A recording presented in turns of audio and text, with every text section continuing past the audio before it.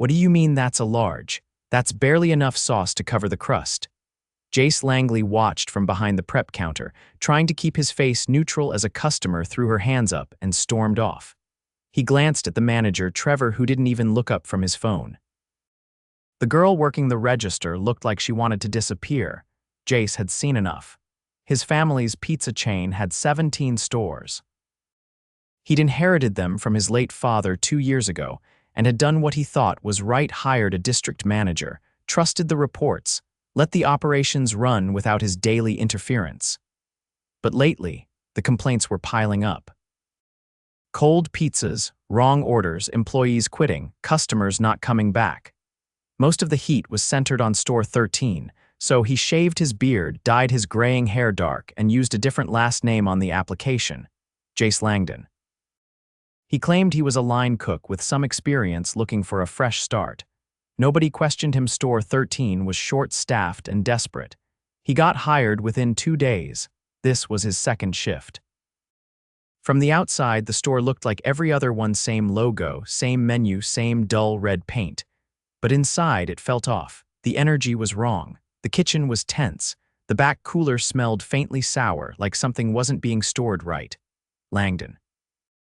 "You gonna stand there or finish topping that pie?" Trevor barked, not looking up. Jace nodded and got back to work, pressing shredded cheese over the pepperoni. Then paused. The cheese bin was almost empty. He reached under the prep table for the backup tub but found none. "Where's the rest of the mozzarella?" he asked. Trevor finally looked over. "That's it, make it stretch," Jace blinked. "This won't cover 6 more pies, then use less." Customers don't know the difference. The girl at the register, Heather, maybe 19, flicked her eyes toward them but said nothing. Jace kept quiet, but his gut twisted. His father would have flipped if he saw this. He made the next pizza with the thinned-out cheese and slid it in the oven. Then he watched Trevor prep a veggie supreme. Instead of fresh onions, he dumped on soggy, pre-chopped ones from a plastic bag. The mushrooms were rubbery. Jace leaned in slightly. "These aren't the fresh ones?" he asked. Trevor didn't even glance up. "Those cost more. We use the bulk ones now." "Chill out. That's not what's listed on the menu." Trevor gave him a look. "You new or stupid? Nobody cares what's on the menu. People eat what they're given." Jace's jaw tensed, but he said nothing. After the dinner rush, Jace offered to clean the slicer. Heather came over quietly while wiping the counter. "You're doing okay," she said. "Don't let Trevor get to you. He's always like that." "He's the manager, right?" "Yeah, since last fall, things got worse after he came." Jace kept wiping, listening. "Like what?" Heather hesitated. "He cuts corners on everything. Food, hours, cleaning. He writes people up for stuff they didn't do. I'm only still here because I need the money." Jace nodded slowly. "How long have you been here?" "Almost 2 years. I used to love it. It was fun before." That hit hard. Jace's father always said the best pizza came from a happy kitchen. What he saw here was the opposite. Later, while taking out trash, Jace peeked into the walk-in cooler. The dates on half the containers were faded. Some were days old. One bucket of sauce had visible mold. He snapped a photo with his burner phone. Back by the line, a delivery guy, Eddie, was arguing with Trevor. "I told you, man, the brakes are squeaking. I'm not driving that car till it's fixed." Trevor rolled his eyes. "You're not a mechanic. You either take the car or go home." "I'll go home then," Eddie said, tossing his apron down. "Fine, I'll write you up for abandonment." Eddie froze. "Seriously?" Trevor turned away, already logging something into the tablet. Jace watched the whole thing. He felt his hands ball into fists. This wasn't just one lazy manager. This was someone choking the life out of the store. That night, Jace sat alone in his parked car, staring at the building. His stomach burned. He thought about his dad, the way he used to walk the stores, greet every worker by name, taste the sauce himself. Jace had let that legacy slip through his fingers. He pulled out his phone and opened the employee records. Heather's last name was Ellison. She'd never been late, no write-ups. Always picked up extra shifts. He scrolled to Trevor's file. 3 complaints in 6 months. All marked resolved. Jace closed his eyes. Tomorrow he was coming back, and nobody would be cutting corners anymore. By his 3rd shift, Jace had already memorized the flow of the kitchen. The oven timer beeped every 44 seconds. The dough fridge stuck slightly when you pulled it open. The only person who actually checked temps at the start of the day was Heather. She scribbled them down quietly on the clipboard, even though Trevor never asked for it. Jace arrived early, slipping in through the back entrance as the sun was still coming up. The prep lights buzzed overhead, casting a dull yellow across the metal counters. He found Heather at the sink, rinsing spinach leaves by hand. "You always open?" he asked, rolling up his sleeves. "Only Mondays and Thursdays." "Health inspector came once on a Thursday, so Trevor makes me do these now." She tilted her head toward a stack of unwashed lids piled behind the sink. "He says he'll bring in a dishwasher. Hasn't happened." Jace nodded once, then picked up a towel and started drying. When the kitchen filled an hour later, it was with the usual sharp contrast. Heather methodical, focused. Darius, the other cook, fast but impatient. And Trevor, drifting between the back room and the front, always with his eyes on his phone. At mid-morning, a delivery came in 2 pallets of canned tomatoes, flour, and plastic containers wrapped in film.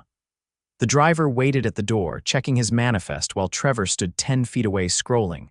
"Hey," the driver said, "you signing for this or what?" Trevor didn't look up. "Leave it by the fridge, I'll get to it." The driver glanced at Jace, eyebrows raised, then shook his head and went back to unloading. Jace watched as the boxes were left out in the hallway, not even inside the walk-in. The stack leaned dangerously to one side. Darius stepped past them, muttering under his breath, "That'll sit there till closing." Jace approached Heather a few minutes later. "You guys don't store deliveries right away," she wiped her hands on her apron. "We're supposed to, but Trevor says just keep the line moving." "We've had meat go bad before." That was enough. Jace walked straight to the boxes and began moving them inside the cooler. Halfway through, Trevor finally looked up. "Langdon, what are you doing? Putting the perishable stuff where it belongs." "I didn't tell you to do that. It's not optional." Trevor stared at him, then gave a short laugh.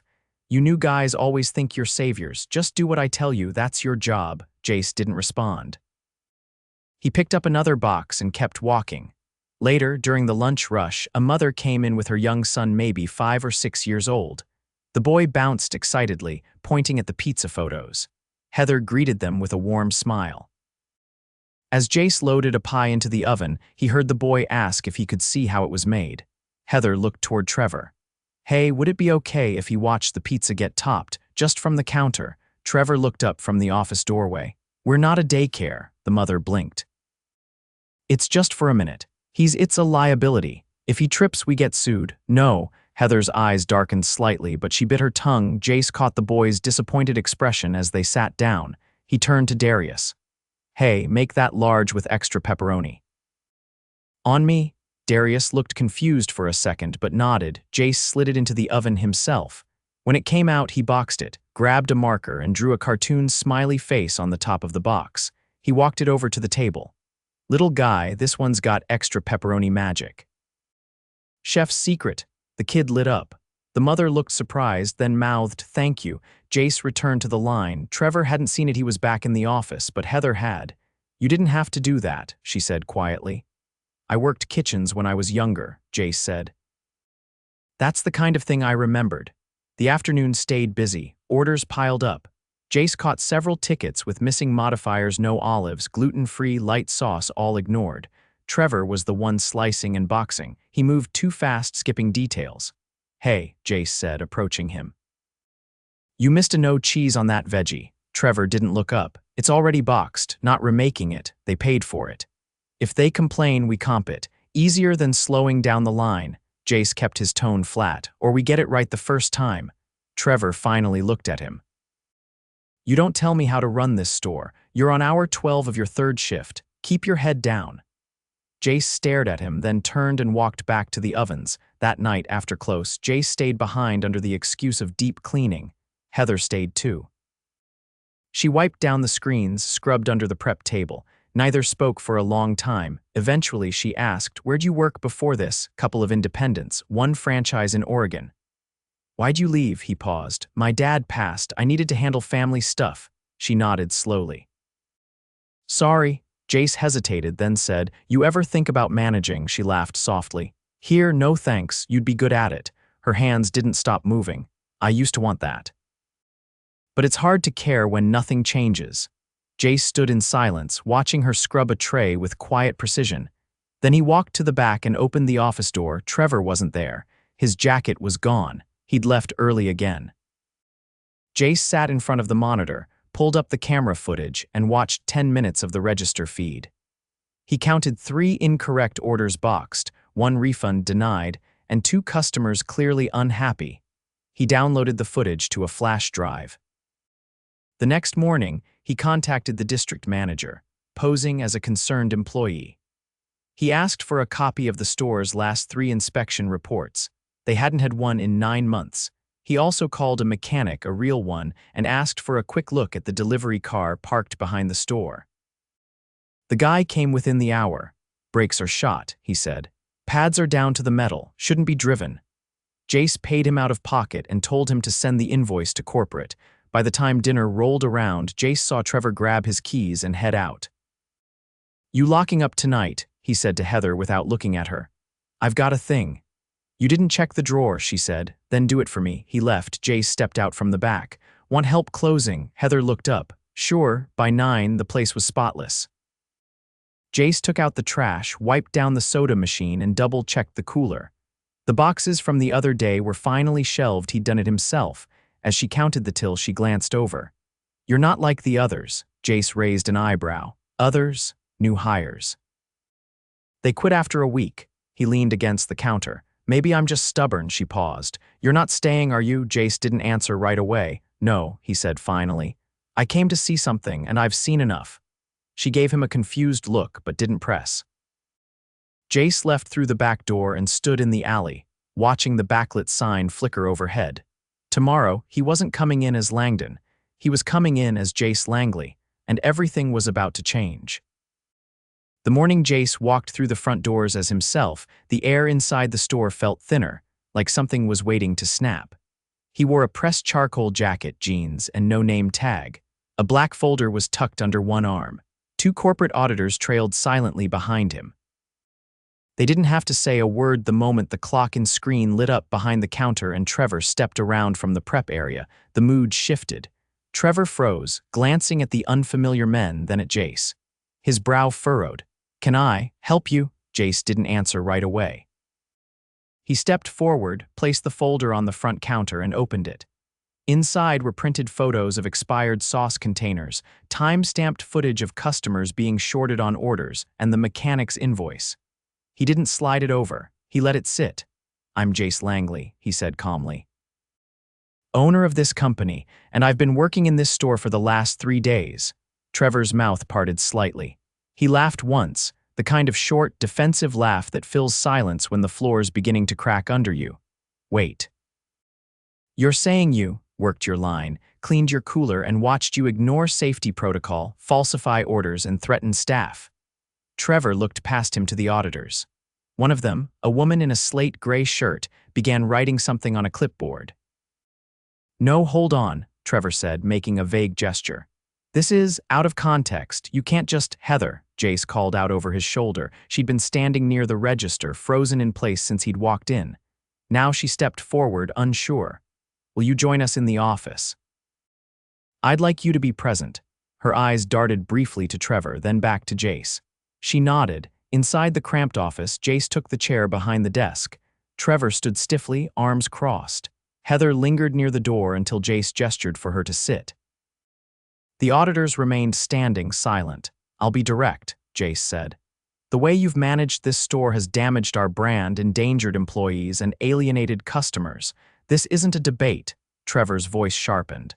"I've kept this place running. We've hit quota every week." "You think that happens by being soft?" Jace leaned forward slightly. "You hit quota by cutting quality, pushing people out, and ignoring safety. That's not leadership. That's erosion."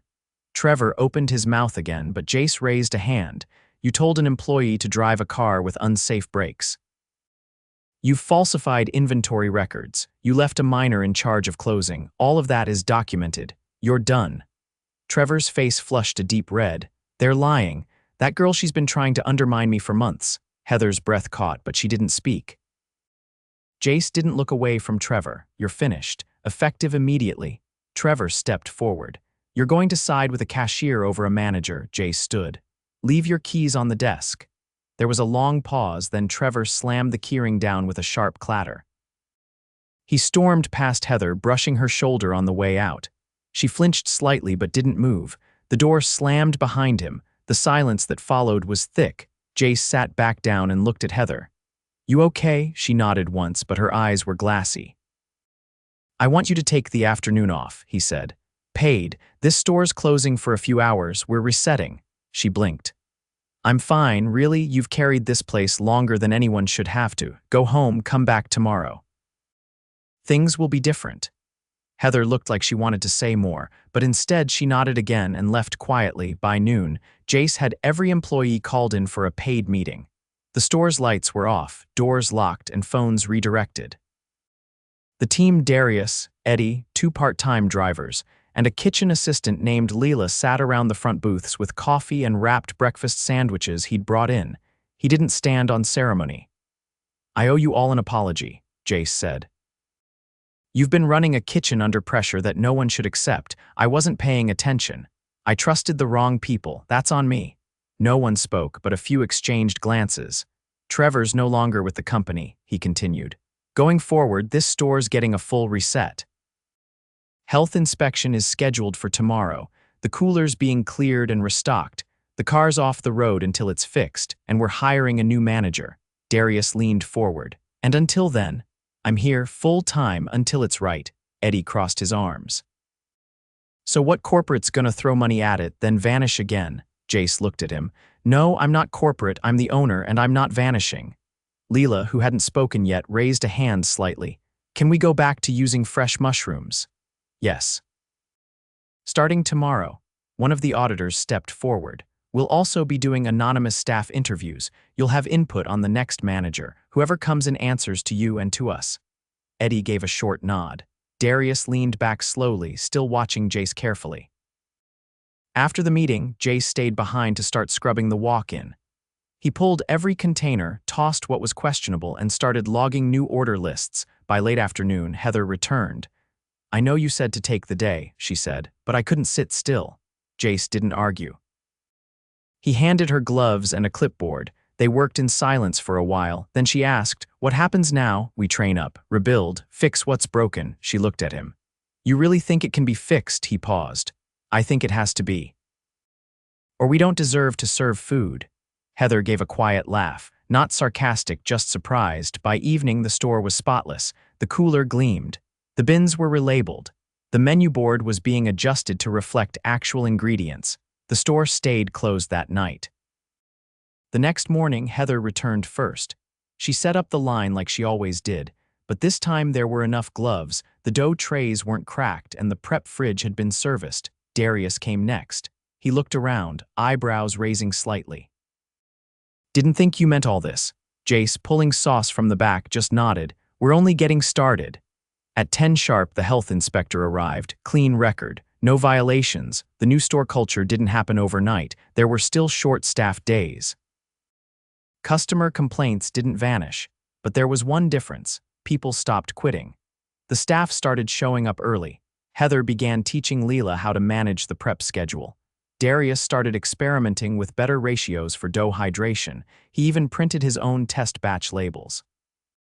By the second week, Jace sat with Heather in the office. You've got good instincts, he said. If you're interested, I want to enroll you in our shift leader training, full pay, your hours stay consistent. She looked at him for a long moment. You're serious. I don't say things I don't mean. She nodded slowly. Then yeah, I'm in. Jace stood, offering his hand. She shook it.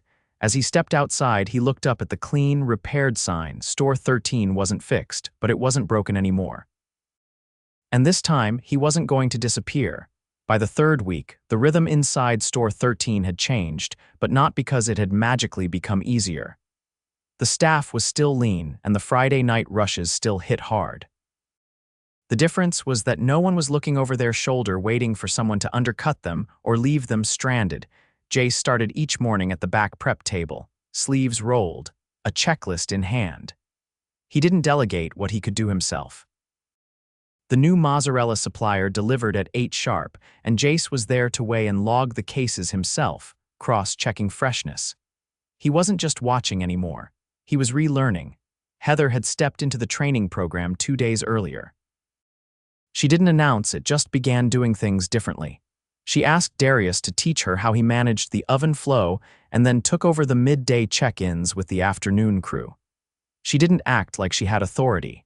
She acted like she wanted the store to work better.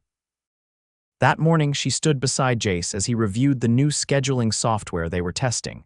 She traced a finger along the screen. If we stagger the driver's shifts by an hour, we might avoid the bottleneck between 3 and 5, she said. Jace nodded. Try it for this week. If the deliveries land smoother, we'll make it permanent. She turned to leave, then paused. You ever think about how fast things fell apart before? I think about it every day, he said. She didn't respond, just gave a short nod and walked back toward the front. The real test came 2 days later.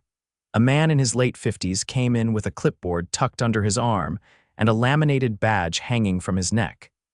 He introduced himself as a regional operations consultant, hired by Jace's corporate team before Jace had gone undercover. Jace hadn't met him in person yet. His name was Brent, and he didn't waste time. Let's get to the numbers, he said, sitting across from Jace in the office. You're burning money with this reset. New vendors, staffing hours over budget, closing for inspections. This isn't sustainable, Jace looked at him. We weren't sustaining anything before. We were surviving dysfunction. Brent raised an eyebrow. You're running a restaurant, not a community center. High-quality ingredients are great, but only if they don't kill your margin. Jace leaned back slightly. You ever worked a line shift? Brent blinked. I oversee 27 locations. That's not what I asked. No, Brent said. I haven't worked a line shift. That's not my role. Jace tapped the desk once. Then come back Friday. We're short one on the oven from 5 to 8. Bring non-slip shoes. Brent stared at him for a second, unsure if he was being serious. Jace didn't blink. That Friday, Brent showed up in a polo shirt and black shoes that had clearly never seen grease. Jace handed him an apron and pointed toward the oven. Heather stood nearby, pulling orders off the printer. You're on slicing and boxing. Keep the pace. If you fall behind, you're slowing us all. Brent's expression tightened, but he didn't argue. By 7 o'clock, the oven was backed up with pies. Darius called out times while flipping trays. Leela was on register, calling for pickup names. Heather moved from station to station, adjusting flow, tightening timing. Brent lagged. His hands shook slightly as he tried to slide a pie into a box without burning himself. A customer called out that their order was missing olives. Jace was at the sink scrubbing trays. He didn't interfere. By 8:15, the rush broke. Brent peeled off his apron, red-faced, his shirt clinging to his back. He didn't say anything until they were in the office again. That was different than I expected. Jace kept his voice calm. It's every Friday, every store. What you felt isn't rare. It's the job. Brent ran a hand through his hair. I couldn't keep up. Neither could most of the team when corners were being cut. That's what we're fixing. Brent nodded once, slower this time. You've made your point. I'm not trying to make a point. I'm trying to build something that lasts. That requires trust. Brent stood, paused, then offered his hand. I'll adjust the reporting model. You've earned the space. Jace shook it. Thanks. That weekend, Jace met with Heather and Darius in the office. The store still needed a permanent manager. Jace had narrowed the candidates to 3, but he wanted their input before finalizing. He laid the resumes on the desk. Heather scanned them quickly. This one, she said, pointing to a woman named Carla. She worked through a store closure and reopened it 3 months later. Says she trained up her entire staff herself. Darius tapped the same sheet. That means she's used to pressure, and she didn't bounce after the shutdown. That says something. Jace nodded. She starts next week. You'll both be part of her onboarding. Heather raised an eyebrow. You're not staying. I'll be around, but it's her store now, and yours too. I'm not going to hover. Darius leaned back. Feels weird. That's how you know it's working, Jace said. Carla arrived on a Thursday morning. She moved with quiet confidence, observing first, asking questions before giving opinions. She didn't try to dominate the space. By her second day, she was prepping dough next to Leela without being asked. By the third, she'd rearranged the dry storage to make it easier for shorter staff to reach. Heather took to her quickly. The transition wasn't perfect, but it didn't need to be. It was honest. On Carla's fourth day, Jace returned one last time, not in uniform, not in charge. He came in through the front door, ordered a medium sausage and mushroom, and waited like everyone else. Heather spotted him from the side window and nodded once. No wave, just acknowledgement. When his pizza came out, it was hot, balanced, and perfectly sliced. He took it to the corner booth and ate 2 slices before anyone approached. Carla sat across from him, wiping her hands on a towel. "You didn't come to check on us," she said. "No, I came to see if I was needed." She smiled faintly. "You're not," he nodded. "Good." They sat in silence for a moment, then Carla stood. "Thanks for not giving up on it," she said. "I almost did," he admitted, "but you didn't." "No," he said. "Because people here didn't give up first." Carla walked back to the kitchen. Jace finished his last slice, dropped his tray in the bin, and stepped out into the sun. Store 13 had been broken, but not beyond repair. It wasn't a perfect system now. There were still long shifts, delayed shipments, and customers who wouldn't be satisfied no matter what. But the staff had dignity again. They had each other's backs, and it showed in every order that left the line. Jace didn't need to go undercover again. He'd already found what he was looking for. And this time, he'd keep watching just from the right distance.